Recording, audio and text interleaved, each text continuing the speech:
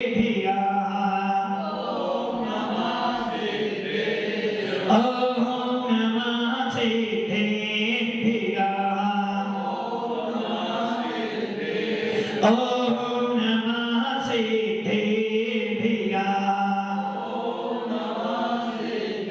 यदरिका भावेन प्रमुदितमनादरे दुर्यः छनाता सिद्धसर्गी गुणगणितमध्य सुखनिधि लवन्ते सत्पद्य शिवसुखसमाजं किमु तदा महावीर स्वामी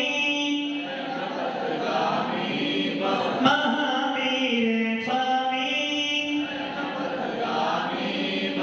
महावीर स्वामी नयन पथिगामी भवतु मे गुरुवाह वन्दनानित्यं ज्ञान दर्शन नायका चारित्राणां गंभीरा मोक्ष मार्गोपदेशिका पंच प्रवृत्ति भगवान की एक राधिनाथ भगवान की अंतिम संसर्गपति भगवान महावीर स्वामी की ओम तेज बाहुबली भगवान की आचार्य श्री कुंद कुंद भगवंत की आचार्य श्री विवन सागर जी महाराज की आचार्य गुरुदेव सरस्वती सागर जी महाराज की आचार्य श्री भरत सागर जी महाराज की तीन कान नौ करोड़ मणि राजों की द्वादशांजन मणि माता की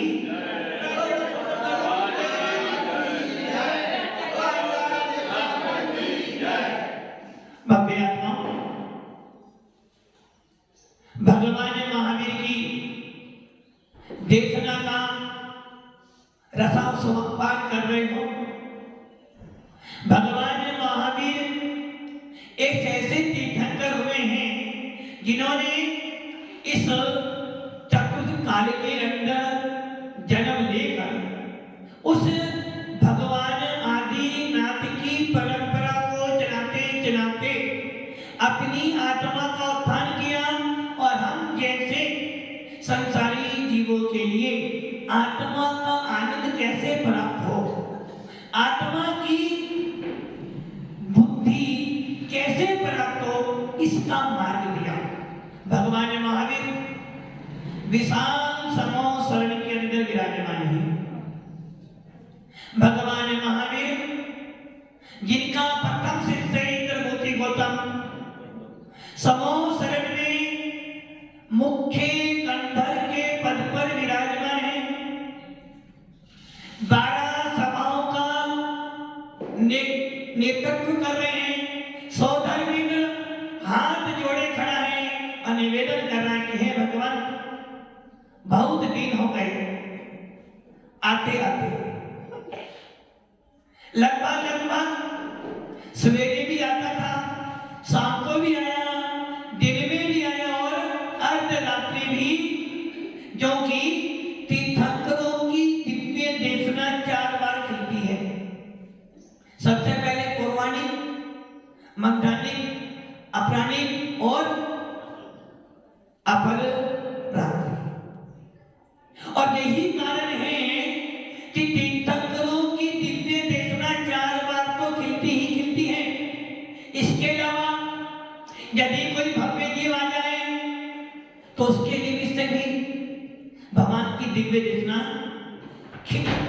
अब आपके मन में विकल्प आना चाहिए कि 4 बार भगवान तीर्थंकर की दिव्य देशना खिलती है, स्वाभाविक है, मान लेते हैं। किंतु समोसा लगा हुआ था, बसंती लाल की पहुंच गई विपुलाचल पर्वत पर, राजगिरी में, बिहार प्रांत में पहुंच गए और जैसे ही देखा कि भगवान महावीर का समोसा लगा हुआ है, हाथ जोड़ लिए और हाथ जोड़कर हे त्रिलोकीनाथ, एक केवल जानी, एक केवल जान सुनिए, हे 3 लोक के अधिपति, सपनों के अधिपति, मेरा अमुक अमुक सवाल है। तुरंत भगवान महावीर के केवल ज्ञान में सारी बातें आ गई और उनके मुख से बिना होठ हिलाए, बिना तालू हिलाए, बिना मुख को खोले और उनकी दिव्य देशना ओंकार रूप में खिली और बसंती लाल जी को अपना उत्तर मिल गया। इसका अर्थ क्या हुआ? जब नियम था कि तीर्थंकर की वाणी 4 बार खिलती है, किंतु फिर भी भव्य जीवों के निमित्त से अकाल में भी वाणी, ये क्या हुआ नियोग? किसका नियोग? आपके भव्य बने का नियोग था, भगवान का वाणी खिलनी थी। इसका अर्थ ये नहीं कि भगवान बुद्धि पूर्वक में उपदेश, यदि केवली भगवान बुद्धि पूर्वक राग पूर्वक यदि उपदेश देते हैं तो वो केवली नहीं हो सकते हैं। जो केवली होगा वो रागी द्वेषी नहीं होगा, जो रागी द्वेषी होगा वो केवली आपका जाना हुआ उनकी वाणी न कि केवल ज्ञान के अंदर समस्त द्रव्यों की समस्त पर्यायों को केवली भगवान युगपद देखते हो ना। वास्तवमान जी सही है ना? इसका अर्थ क्या हुआ? यदि आप किसी मुनिराज के दर्शन करने गए तो मुनिराज तो राग से, द्वेष से, परमान से, प्रशस्त राग से आपसे बोल सकते हैं, क्योंकि अभी वो छद्मस्त है, अभी वो मति जानी सुक्ति जानी है, किंतु केवली भगवान तो 3 ज्ञान से भी ऊपर, अर्थात ज्ञान गुण की शुद्ध पर्याय केवल ज्ञान को प्राप्त हो चुके हैं। और केवल ज्ञान कहता है दर्पण के समान। जिस प्रकार दर्पण का काम क्या होता है, जो जो सामने जाएगा वो दर्पण में झलकेगा, किंतु दर्पण के सामने आपको जाना पड़ेगा। किंतु केवल ज्ञान रूपी दर्पण, तुम सामने जाओ या ना जाओ, उस केवल ज्ञान रूपी दर्पण में तो क्यों द्रव्यों की भूत भविष्य वर्तमान समस्त पर्याय एक साथ झलकती है। भव्य आत्मा दिनेंद्र देव की वाणी 4 बार खिलती है और इसी कारण जो महाव्रती बन गए हैं, जो महाव्रती बन गए हैं, ऐसे महामुनि राजों को ऐसे 5 प्रकार के निर्गम होते हैं। किंतु यहाँ चर्चा करते हैं हम लोग पंचम काल में अभी मात्र जो मुनिराज हैं, जो महाव्रती बने हैं, ऐसे दिगंबर मुनिराज, और ये निश्चित है महाव्रती मात्र किन शास्त्र में ही पाए जाते हैं। दिगंबर जैन शास्त्र में ही महाव्रती पाए जाते हैं, और वो महाव्रती भगवान महावीर के भेष को धारण करने वाले निर्गत तपोनिधि। 7 में जो आलिकाएं जिन्होंने अपने पंचम गुण स्थान का सबसे ऊंचा स्थान प्राप्त किया है, अर्थात पंचम गुण स्थान में असंख्यात लोक प्रमाण संयम लब्धि स्थान थे। उस आलिका ने सबसे ऊंचा पद प्राप्त कर लिया है। अब वो आलिका इससे आगे, महावीर की इससे आगे आप पहला गुण स्थान भी प्राप्त कर सकते हो, चौथा भी प्राप्त कर सकते हो, 5वां भी प्राप्त कर सकते हो, 7वां भी प्राप्त कर सकते हो, 10वां भी प्राप्त कर सकते हो, और यहाँ तक कि 13वां भी, और ज्यादा करो तो सिद्ध परमेष्टि भी। किंतु एक आलिका, एक स्त्री पर्याय से एक स्त्री मिथ्या दृष्टि हो सकती है, शांता जी, मिथ्या दृष्टि हो सकती है, छोटा गुण स्थान प्राप्त कर सकती है, भेद विज्ञान प्राप्त कर सकती है, पंचम गुण स्थान भी प्राप्त, अर्थात महाव्रती भी बन सकती है, किंतु इसके ऊपर नहीं जा सकती। क्यों नहीं जा सकती? क्योंकि स्त्री पर्याय है, किंतु वो इस स्त्री पर्याय के अंदर आलिका के महाव्रत धारण कर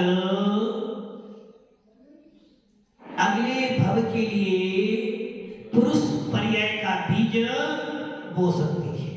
एक स्त्री भी सम्यक दर्शन प्राप्त कर सकती है, सम्यक ज्ञान प्राप्त कर सकती है और सम्यक चारित्र भी प्राप्त, किंतु वो स्त्री पर्याय को लेकर ही जानती है कि ये स्त्री पर्याय मुझे मेरे कर्म के उद्देश्य से मिली है, किंतु मैं इस पंचम काल में आरिका के बल धारण कर जीवन भर साधना करते करते अंत समय में निर्विकल्प समाधि वरण कर पुरुष वेद को प्राप्त अपने स्त्री लिंग को छेद सकते हो। किस पर्याय में? किस पर्याय में? देव पर्याय में? देव पर्याय में नहीं। जो पर्याय आपको अभी मिली है, इस पर्याय में आप कितना पुरुषार्थ कर सकते हो? कल समय सार के अंदर सर्व विशुद्ध ज्ञान अधिकार में कथा है, उसकी टीका में आचार्य भगवंत जैसे स्वामी लिखते हैं, असंख्यात उत्सर्पणी अवसर्पणी के बीत जाने पर, कितनी? असंख्यात उत्सर्पणी और अवसर्पणी बीत जाने के बाद एक बार आता है हुंडा अवसर्पणी का। नाम क्या है? हुंडा। हुंडा मतलब जो नहीं हो सके। हुंडा अवसर्पणी का मतलब जो काम कभी उत्सर्पणी में नहीं हुए थे वो सारे काम अब होंगे, जो काम अवसर्पणी में नहीं हुए थे वो सारे काम अब होंगे। अर्थात असंख्यात उत्सर्पणी अवसर्पणी बीत जाने के बाद आता हुंडा अवसर्पणी काल। और इस काल के अंदर मात्र घरित मिथ्यात्व पाया जाता है। अब आप ये विचार कर लो, उस सर्पणी अवसर्पणी में घरित मिथ्यात्व नहीं होता। घरित मिथ्यात्व होता है, किंतु घरित मिथ्यात्व नहीं है, किंतु इस होंडा अवसर्पणी काल के अंदर घरित मिथ्यात्व पाया जाता है। कुछ बात समझ आ रही है? घरित मिथ्यात्व किसे कहते हैं पता है क्या? मनीष जी मना कर रहे, नहीं पता महाराज। श्रीपाद जी आपको पता है? महाराज हमसे ये मत पूछो, आप ये पूछो कि सोने का भाव कितना चला। महाराज जी व्यापार कैसे किया जाता है ये जगह में है, किंतु भव्य आत्माओं कौन कौन स्वामी कह रहे भैया ये भी व्यापार है। जिस प्रकार अपने व्यापार में बैलेंस शीट बनाते हो, साल के साल मार्च में बैलेंस शीट पूरी करते हो, वरना गवर्नमेंट जीएसटी डबल लगा देती है। तो जिस प्रकार साल भर की बैलेंस शीट बनाते हो, कितना कमाया कितना बचाया, वैसे ही कौन कौन स्वामी कह रहे विमल जी, क्या कह रहे कौन कौन स्वामी कह रहे भैया बैलेंस शीट बना, कहेगी कितने कर्म बांधे, कितने कर्म की तूने विछुट्टी की, कितना पाप कमाया, कितना पुण्य कमाया और कितना तूने पाप पुण्य से रहित अपने आप को रखा। व्यापार की बैलेंस शीट बनाओगे कर्म ही कर्म बनेंगे, और यदि आत्मा की बैलेंस शीट बनाओगे तो आत्मा के अंदर कर्म हटेंगे। एक स्त्री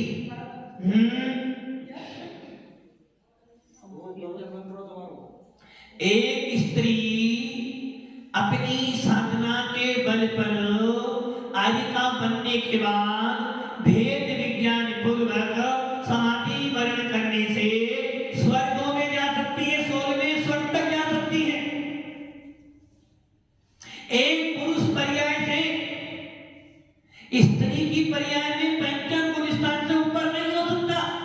इसलिए कुल स्वामी कहते हैं स्त्रियों की दीक्षा नहीं होती।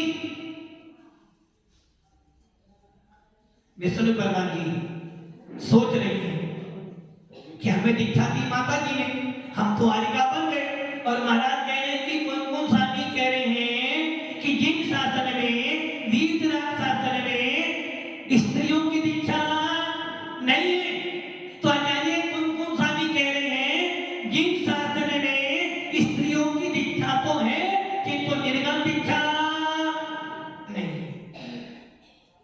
इसका अर्थ क्या हो गया?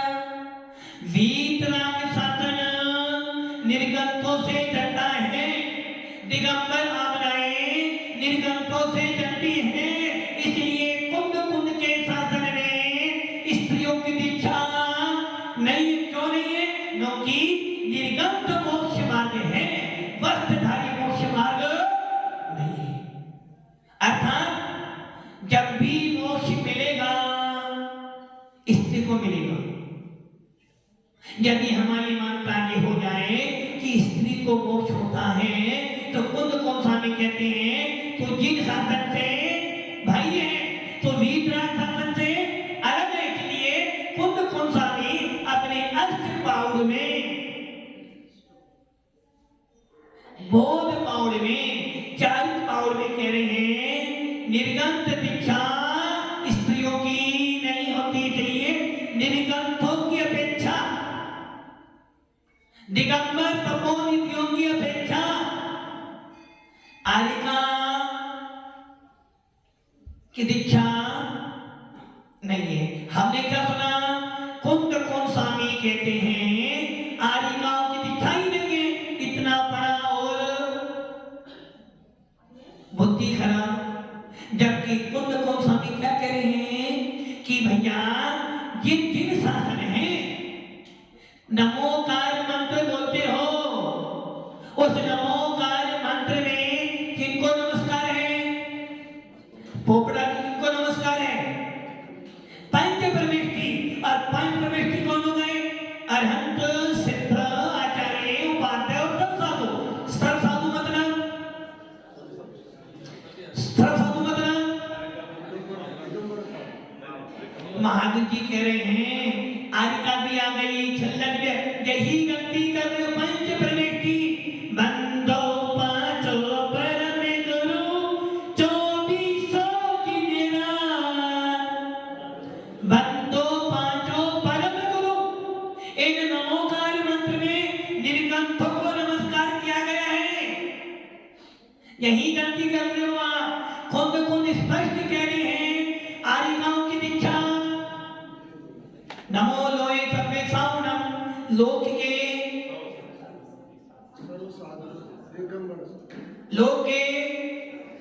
विमल जी अपना अवधि ज्ञान मत कर दो। अभी मेरा अवधि ज्ञान सुन लो, अपना अवधि ज्ञान रख दो। आचार्य कुंद कौन स्वामी कह रहे हैं वीतराग शासन में, भगवान महावीर के शासन में आचार्य कुंद कौन की आमनाओं में स्त्रियों को निर्गंथ दीक्षा नहीं दी जाती। इतने मात्र सुनने से यदि कोई व्यक्ति ये कहते कि स्त्री आरिका तो साधु ही नहीं है, गलत हो जाएगा। आचार्य कुंद कौन स्वामी स्पष्ट कह रहे हैं कि भैया एक स्त्री आरिका बनने के बाद भी परमत गुण स्थान को प्राप्त, परमत संयत गुण स्थान को प्राप्त। वस्तु बात सही है ना? एक आरिका कितना ही ज्ञान प्राप्त कर ले, एक आरिका बने 100 साल की हो निश्चित, फिर भी उसके गुण स्थान 5वें से ऊपर। एक आरिका भले धवला पुस्तक की टीका लिख दे, भले एक आरिका 1000 वर्ष की दीक्षित हो, फिर भी उसका गुण स्थान 5वें से ऊपर। एक मुनिराज अभी अभी मुनिराज बने हैं, एक मुनिराज जिनको अभी मुनि दीक्षा के मात्र 10 मिनट हुए हैं, उनका गुण स्थान 7वां हो सकता है। किंतु एक आरिका 1000 वर्ष भी साधना करे, मुनिराज से कठोर साधना कर ले, फिर भी गुण स्थान उसका 5वें से ऊपर। इसलिए कुंद स्वामी कहते हैं आरिका आरिका है, आरिका आरिका है, आरिका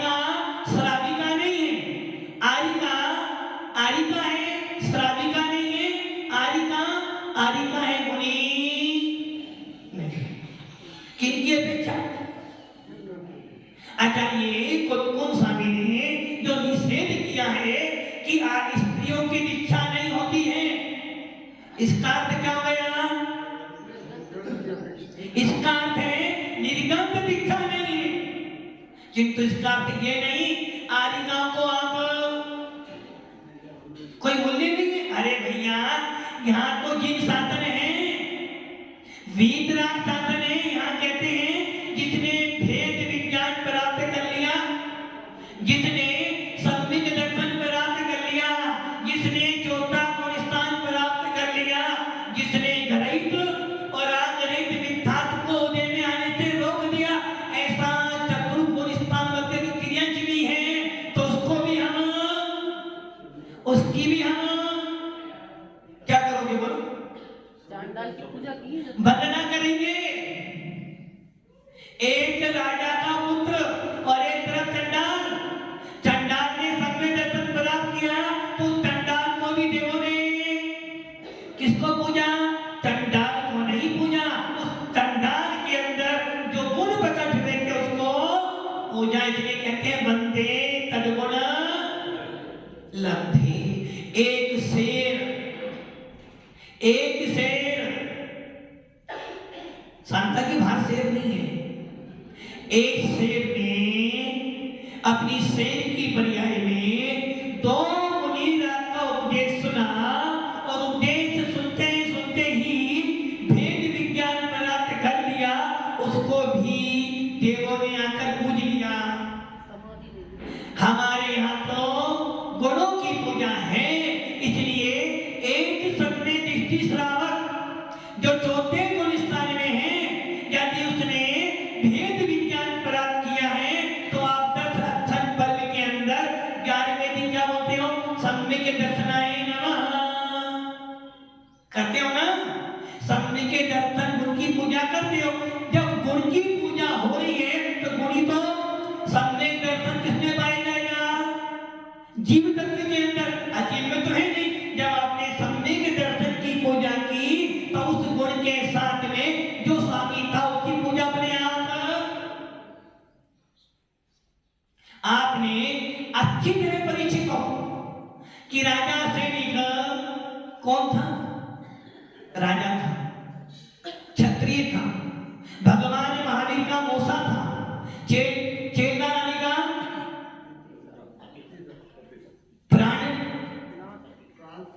प्राण प्रिय था।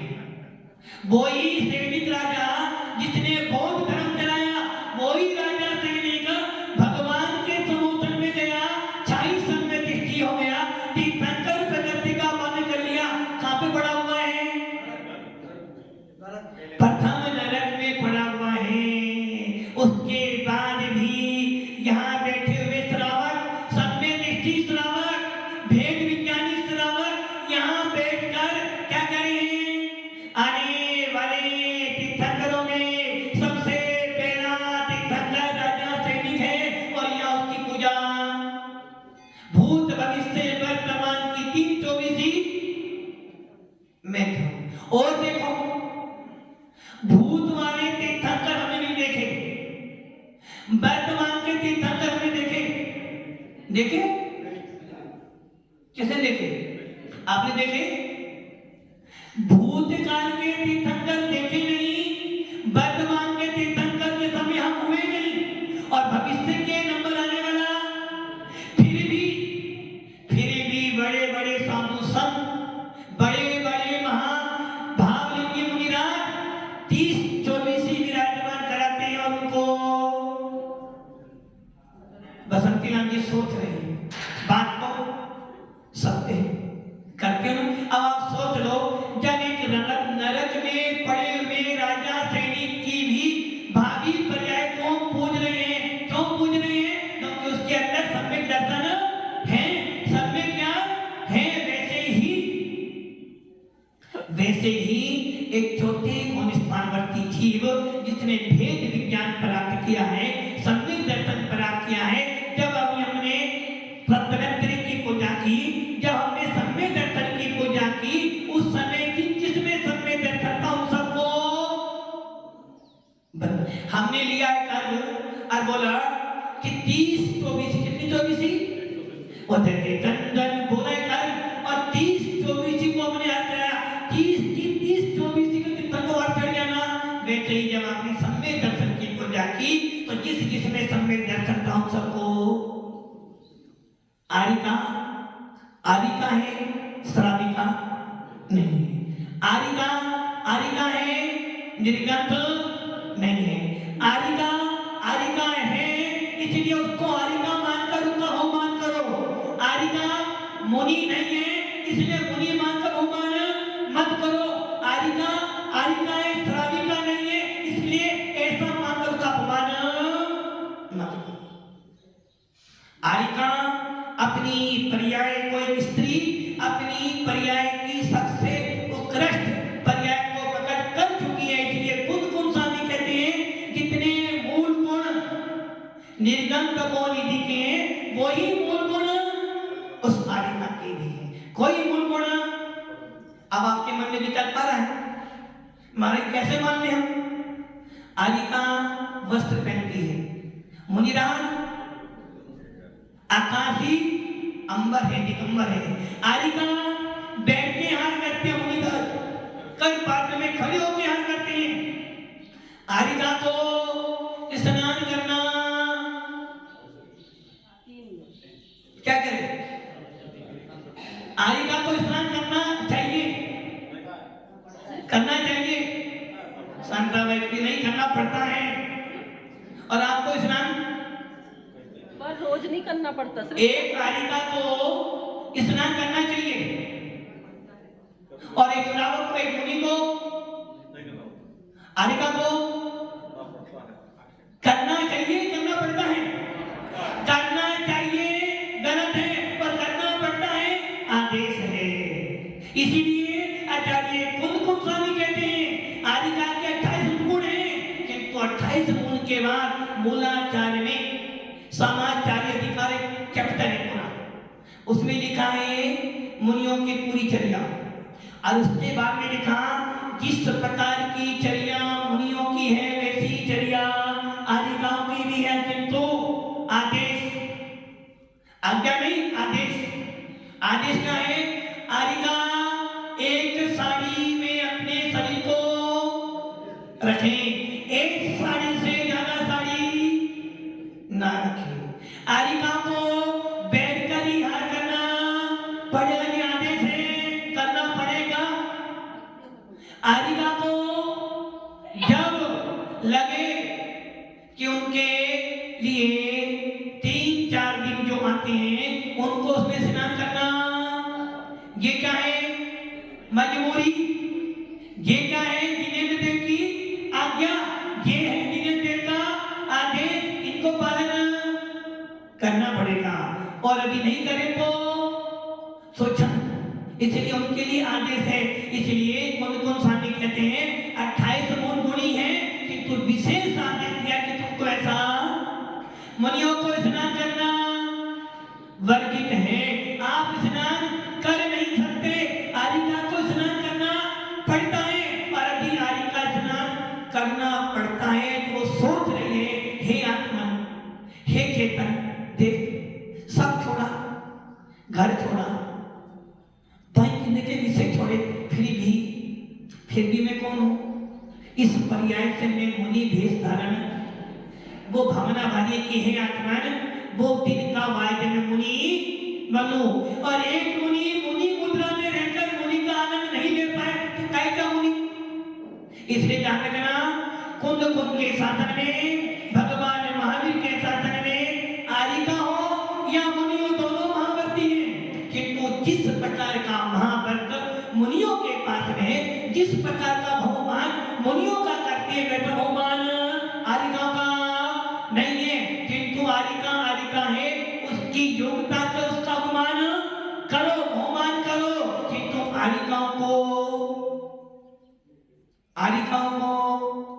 मुनि महाराज मानकर बहुमान और आरिकाओं को श्राविका मानकर इतना भी अपमान मत करो कि कुन के शासन में तुम सब में से छूट जाओ इसलिए ये ध्यान रखना हमारे यहाँ कितने मूल गुण मुनियों के हैं उतने ही मूल गुण आरिकाओं के हैं, किंतु फिर भी कौन कौन स्वामी कहते हैं मोक्ष मार्ग में तो चौथे गुण स्थान वाला भी मोक्ष मार्गी है। मोक्ष में है की पतन में सीढ़ी या बिने जाने चरित्र, सम्यक दर्शन भी है, सीढ़ी है, बिना सम्यक दर्शन मोक्ष मार्ग नहीं। आपके पास बहुत ज्ञान है, मनीष भैया बहुत ज्ञान है आपके पास, किंतु वो ज्ञान कहता है सम्यक दर्शन के अभाव में कोई मूल्य नहीं। एक व्यक्ति बहुत अच्छा कार्य पालन करता है किंतु सम्यक दर्शन तो क्या हो गया गलत। और सम्यक दर्शन है थोड़ा ज्ञान है, थोड़ा चरित्र है तो भी आपका कल्याण। इसलिए भव्य आत्माओं ये मस्तक से निकाल देना कि महाभक्ति तो वो भी है और महाभक्ति दिगंबर साधु भी है, किंतु दिगंबर साधु निर्गत है, सर्वोपरि है, क्योंकि पंच परमेष्ठी जो नमोकार मंत्र है उसमें मात्र निर्गत साधु की ही वंदना की गई है। आरिका महाभक्ति है, आरिका को आरिका जैसा मानकर उसका बहुमान करो तो उसको भी आनंद आए, मुनि को मुनि मानकर बहुमान करो तो मुनि को आनंद आए, और एक श्रावक को श्रावक मानकर आनंद बहुमान करो तो उसे भी आनंद आए। ऐसा करने से आपका सम्यक दर्शन मजबूत होगा, आपका भेद विज्ञान मजबूत होगा, और जिन साधन में आपको भी हमारे यहाँ तो देखो कितनी बड़ी विशालता, एक सम्यक दृष्टि जीव को भी एक देश चिन्ह मानकर संबोधन किया गया है। इसलिए भव्य आत्माओं भगवान महावीर में या तीर्थंकर ये वाणी 4 बार खिलती है, इसी कारण मुनि राजों को भी 4 बार स्वाध्याय करना पड़ता है। 28 मूल गुणों में 28 कीर्ति कर्म के अंदर जितने कीर्ति कर्म मुनियों के उतने ही कीर्ति कर्म आरिकाओं के भी है। इसलिए इस बात को ध्यान में रख लेना। सर्वोपरि बातें तो कौन है? निर्गंथों का मार्ग, निर्गंथों का मार्ग हमें प्राणों से भी प्यारा है, निर्गंथों का मार्ग। और इसके बाद जो निर्गंथ नहीं बन सकते, जो निर्गंथ नहीं बन सकते वो क्या बने? एलक छुलक बन के रहे। और आरिकाएं स्त्री पर्याय में आरिका सर्वोपरि पद है, यदि तुम आरिका नहीं बन सकती है तो छुल्लिका बन के साधना कर कि तुलना से कौन सा होना चाहिए? ओ मेरे आत्मे परदेश जहाँ सिद्धों का है देश, चलो अब वहाँ चले। कालच होना चाहिए, जाना तो सिद्ध अवस्था में, और उस सिद्ध अवस्था का साक्षात उपादेय भूत कारण है निर्गंथ भेद। ऐसे निर्गंथ भेद के प्रति श्रद्धा रखें, मौन मान रखें और अपना मोक्ष मार्ग प्रशस्त करें। ओम नमः सिद्धे।